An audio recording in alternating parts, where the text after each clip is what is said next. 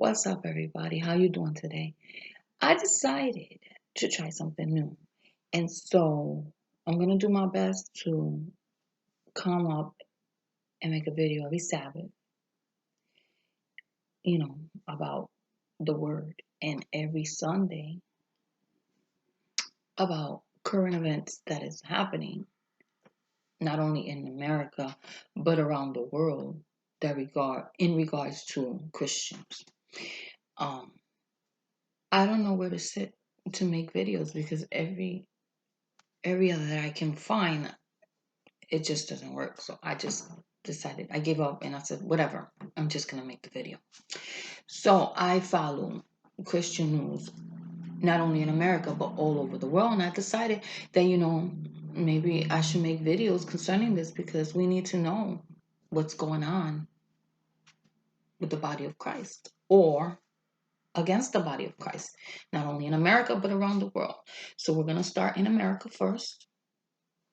And I found this article which says, it's titled, New York University suspends student for saying a man is a man and a woman is a woman. All right. A university in New York has reportedly suspended one of its students after he shared an Instagram post in which he asserted a man is a man, a woman is a woman. State University of New York suspended education student Owen Stevens access to required teaching programs after he posted to Instagram videos addressing biological sex. A man is a man, a woman is a woman. Stevens said in one of his videos, a man is not a woman and a woman is not a man. The school reportedly claimed the social media posts call into question the students' ability to maintain a classroom environment protecting the mental and emotional well-being of all his students. So that was the teacher speaking. Stevens, according to documents obtained by the Daily Wire, will remain suspended from participating in mandatory courses until he completes a so-called remediation plan, which includes Stevens deleting his Instagram posts, depoliticizing his social media presence, and attending a school-sanctioned training. Stevens described the training as re-education.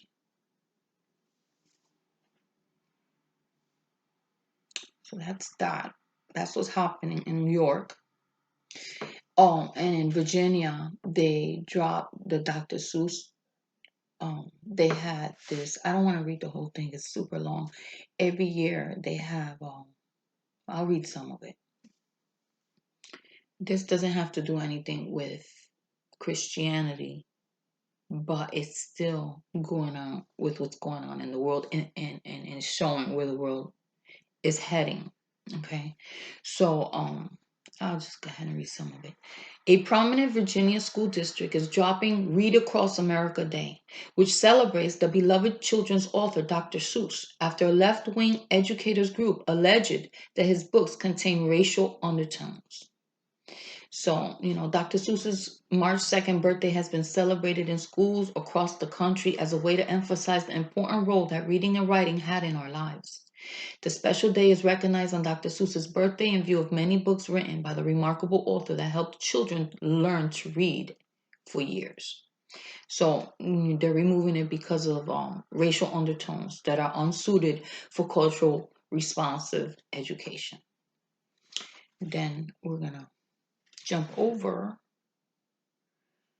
to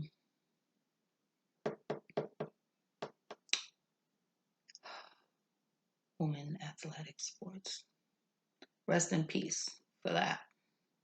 Because as you know, if you're a man and you decide you're a woman now, you want to identify as a woman, now you can join the girls' athletic teams. And we all know that a man is stronger and faster than a woman.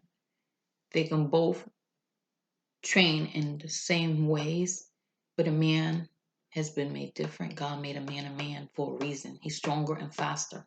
We're different. So that's not going anywhere, especially in the state of Connecticut. It's not going anywhere. So rest in peace, female athlete sports. So they're gonna have to find something where they don't have to compete with strength or with speed in order to continue in the women's sports. And then there's the transgender potato head. Hasbro's classic plastic toy experiences a change. This is disgusting. Because it's a potato and you could put whatever you want on the potato. There's Mr. Potato Head, there's Mrs. Potato Head, there's a baby potato head. So the fact that they did this is just whack. This is crazy. Chalk up another unusual headline to the LGBTQ agenda. This time, it's not a television or movie character who appears to have sudden gender confusion. It's a children's toy that has been around for almost 70 years. Hasbro, the company that makes Mr. Potato Head, announced the potato-shaped plastic toy has been given a gender-neutral new name, Potato Head. Mr. Potato Head first hit the toy scene in 1952 when it didn't even come with a plastic potato. Kids had to supply their own vegetable to poke eyes, a nose, or a mustache into it. Hasbro, which also makes Monopoly and My Little Pony, bought the brand and eventually added the plastic potato. It's just the latest move by corporate America and what they say is an effort to modernize their classic brands. What else is going on in America? Check this one out. House steamrolls religious liberty. Votes to pass LGBTQ bill. Now, this is news from February 25th. All right. The House voted Thursday to pass landmark LGBTQ legislation in a move that critics say would crush religious liberty. The vote was 224 to 206, with 3 Republicans joining the Democrat majority to vote yes. The bill known as the Equality Act, or H.R. 5, passed 236 to 173 in the House in 2019, although it died in the Senate. Now it's possible the Senate will give it a real look. The legislation expands the 1964 Civil Rights Act by broadening the definition of protected classes to include sexual orientation and gender identity. At the same time, it falls short on religious exemptions, potentially forcing individuals or faith-based organizations to choose between religious beliefs and following the law. That's crazy, y'all. It's getting serious. Pastor Sam Rodriguez, president of the National Hispanic Christian Leadership Conference, characterized it as a move to exchange the human rights of one group for another.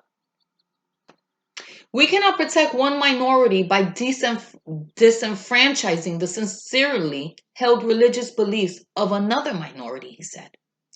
Many conservative groups, like the Southern Baptists, Heritage Foundation, and the Family Research Council, oppose the Equality Act, citing religious liberty. Republican Representative Chris Stewart of Utah is offering an alternative approach that has picked up bipartisan support. The Fairness for All Act would offer LGBTQ civil rights protections in areas like housing and employment while protecting religious freedoms. There's room here to find an area where both can be accommodated, where both can be comfortable, he told the CBN News. The Equality Act doesn't do that. Fairness for all will. But many conservative groups oppose FFA as well, saying its religious freedoms protection is not robust. The Ethics and Religious Liberty Commission, the public policy arm of the Southern Baptists, praises the intentions of FFA but calls it faith protections insufficient. Fairness for all does not strike an effective, durable, and political feasible balance of public policy regarding God-given conscience rights and the demands of the sexual revolution, it warned in a statement. The big question for now is whether or not the Senate will debate the Equality Act or allow it to die and serve as an election wedge issue. Already, moderate Republicans are backing off. Senator Susan Collins, an early sponsor, has pulled out. Senator Mitt Romney says he opposes it, citing religious liberty. Still, there's a strong momentum behind the measure, including powerful backing from President Biden, who has long called it his top legislation priority. It's why FFA supporters maintain that conservatives should work with them or risk passage of the Equality Act. Hi.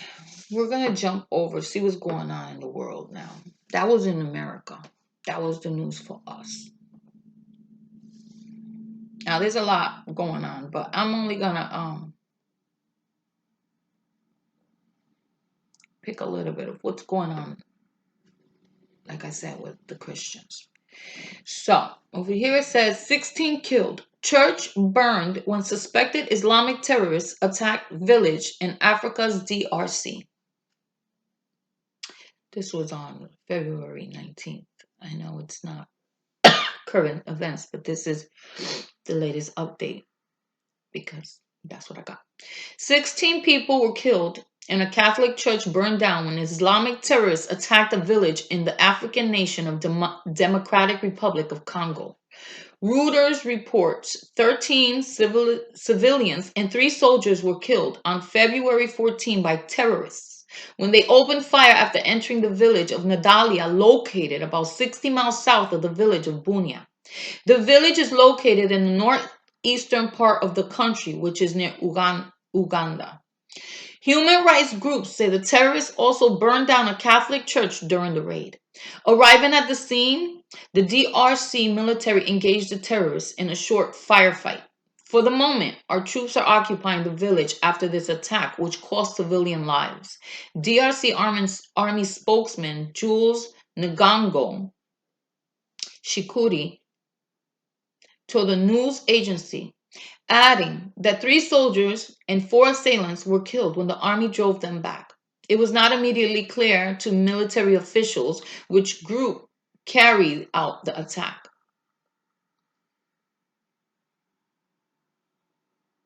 This is bad. Let's go to Saudi Arabia. What's popping off over there? Okay. So that's interesting. Saudi Arabia moving in the right direction towards religious freedom. Of any country, Saudi Arabia has about the farthest to go when it comes to religious freedom. However, few countries can boast of the surprisingly significant changes coming out of the kingdom. The Kingdom of Saudi Arabia is incrementally moving in the right direction. A commissioner on the U.S. Commission of the Internal Religious Freedom said. Moore said he never thought religious liberty in Saudi Arabia was possible. Now he thinks it's inevitable. It's still illegal for Christians to worship publicly, but in recent years, the kingdom's religious police have eased off of raiding worship services. I would love one day to celebrate Christmas on the Arabian Peninsula. And this year, by the way, they allowed Christmas trees in the kingdom. Moore told here. And increasingly, there are rumors that Saudi Arabia might actually consider having a Christian church in the kingdom in some capacity, he continued. The rumors suggest a future church could be built in or around the planned futuristic city of Neom, which is being designed by Crown Prince Mohammed bin Salman. Salman hopes to attract foreign investors and eventually tourists. By allowing Christian visitors to bring their Bibles and practice their faith, it would make the city more welcoming to many people. At this point, these are all rumors, but the fact that they are rumors is significant, especially now in the light of Salman's aim to reform the kingdom's judicial system, which is currently Sharia law, based on a strict interpretation of the Quran, one that isn't tolerant of other faiths. For the Crown Prince of Saudi Arabia to say, no, we're going to have laws like the rest of the world, and we're going to put those laws down on paper, I mean, this is an astonishing reform, Moore said. Watchdog groups also point to improvements in the kingdom's school textbooks. Some hateful references to Christians and Jews have been removed. Increasingly, we're seeing strong leadership throughout the Arab world that is pushing back on extremism and saying it's not enough to fight the extremists. The real way of stopping extremism is raising a generation that doesn't have to fear those who worship differently. The kingdom still has a very long way to go, but these are incremental moves that may one day lead to Muslims, Christians, and Jews coexisting on the Arabian Peninsula. So that's what's happening in Saudi Arabia. That's the kingdom I was talking about. And that's what I have to report for this Sunday. Let's see how this goes. All right. God bless you all. I'll see you next Sabbath.